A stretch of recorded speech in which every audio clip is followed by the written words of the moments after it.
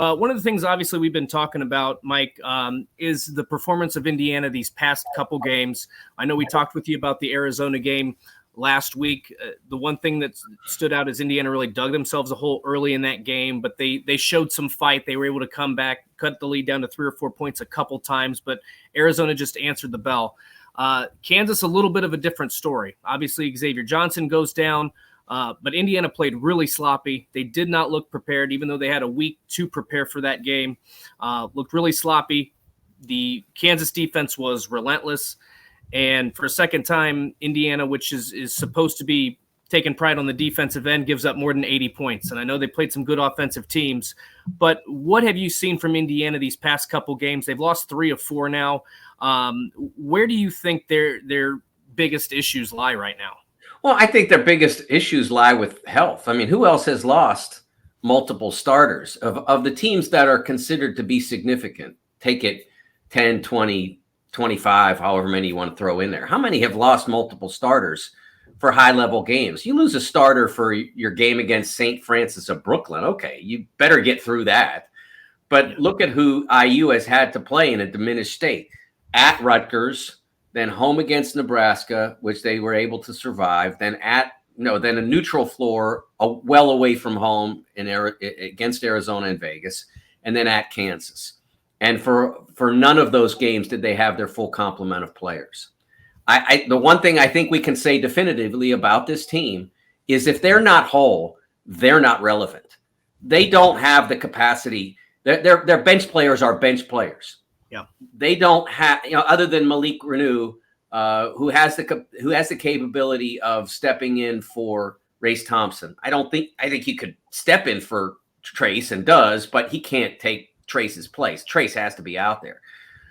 But I think other than Malik, you don't have a reserve who is capable of becoming a starter and supplanting the person who he would take the place of it, because the talents of Jalen and Xavier they're hard to replicate, and you don't really have a backup point guard on the bench. You have those two guys, and then when you take one of them out, then you have a natural wing in his place, which is fine, except that if you don't have the one of them available, you're always a different team than you want to be. And I don't think they can be that. I don't think they can succeed without both of those players out there. And we saw that on Saturday. But there were opportunities to be competitive. And there were 2 plays in particular, probably early second half. One was a 2-on-1 break that Jalen took down the left side. I believe it was Jalen Wilson who was able to get back defensively and be the player to challenge the 2-on-1.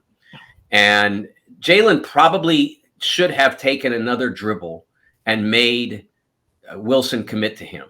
He did not. So he gave up the ball, which was the right play, but he gave it up a half beat too soon. But there was still the opportunity to go in for the layup, and at worst, probably take a hard foul. I think it was Tamar Bates on the play, if I remember right. And probably at worst, take a hard foul. If you're executing a layup properly, I mean, you would have to be going up against an elite shot blocker for him to take your shot down without fouling you. And so Bates instead, I believe it was Bates, tried to do the reverse layup. And Woody was really unhappy with that decision. And it was decisive because I think it was an opportunity to cut it to 6. And instead, it wound up going back toward double digits. And that was a crucial play. Moments like that, even in a blowout like this, moments like that matter. And then there was another play not long after that, when they ran a pretty simple action, Kansas did, at the top of the key. And in that case, Geronimo was responsible for, I believe it was DeJuan Harris, the point guard. It might have been McCullough, but he was responsible on the right side of the key. And he took his head and turned it and got backdoor cut. And that, it was just it was a pretty simple defensive action. Pretty clear your responsibility, and the kind of play that, I mean, they wind up with a layup going, from the 3-point line to the rim. I mean, that just can't happen against a half-court defense at this level. And it happened because the defensive responsibility was completely abandoned. So those two plays I thought were particularly troublesome. But again, they are trying to build a bench of reliability, but they're not being able to do it in their natural state. If those guys are able to say, okay, here's my role, here's what I have to do for my 12 to 14 minutes, and maybe if I do it really well, he'll give me a couple more. They can't do that right now because you're either playing without one point guard or the other, and everybody's role gets thrown into haywire, and it's not working. I think you've won over the audience, Mike. People are tired of listening to Jim and I complain about certain aspects of this. Five Left says, good old Mike, the clear thinker.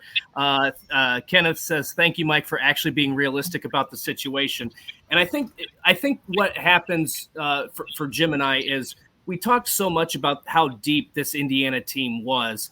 And what I think goes by the wayside and what we probably don't recognize is just because you're deep doesn't mean everybody's going to be able to be a starter, a caliber starter. And so I think that's what's been interesting because, yes, this team has depth and, yes, they have quality depth. But when you take some of those key pieces away, it changes your rotation. It changes the way you're trying to attack. I mean, this team looks completely different when Jalen Hood-Schifino's on the floor as opposed to when Trey Galloway's in the starting lineup. So I do think that there have been some frustrating moments, but I think you bring up some great points. What's going to be interesting is throughout the course of a season, especially in the Big Ten, you're going to find times when guys get in foul trouble or guys are nicked up and they can't play, they can't go the typical 30 minutes or whatever the case might be. So I do think that even though these have been some ugly losses, you do get learning experience in these type of situations, and to do it away from home. It's kind of how you respond to these type of losses. Are you going to build from this, or are you going to let it break you? Yeah, I mean, when you do this, what you learned in those circumstances that I described is what not to do.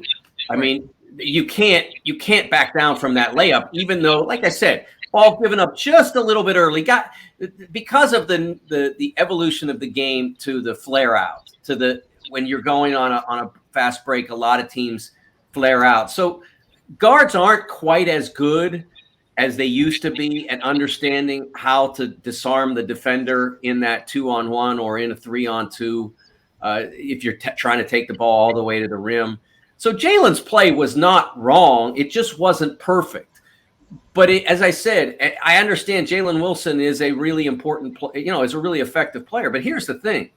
If you do that play right, if you're the player who receives the pass and you do that play right, you maybe get Jalen Wilson into foul trouble. That's part of what you're trying to do. He's the best player on the floor.